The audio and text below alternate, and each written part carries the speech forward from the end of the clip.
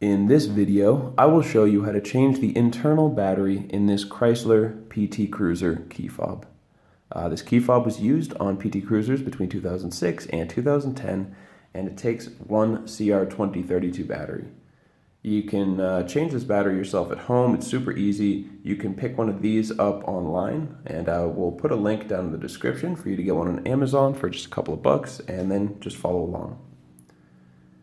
Look to this part of the key fob to find the little slot that we can use to open this. I'm going to take a flathead screwdriver, anything that will fit in there, and allow you to turn, twist the tool like a key, and create a little separation coming down the side.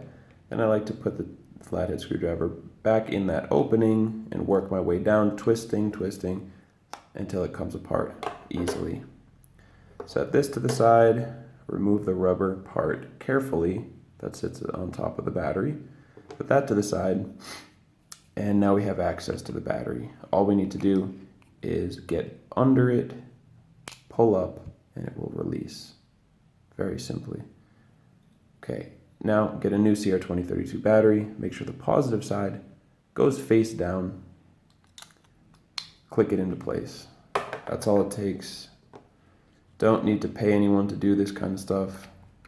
You just put this back on now, make sure it's secure and sits in its place.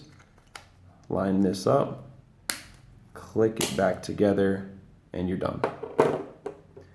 If you found this video helpful, feel free to give us a like or leave us a comment. And for any more information on changing batteries for any of your key fobs, you can check out the rest of the videos on our channel or go to fobbattery.com. Thank you for watching.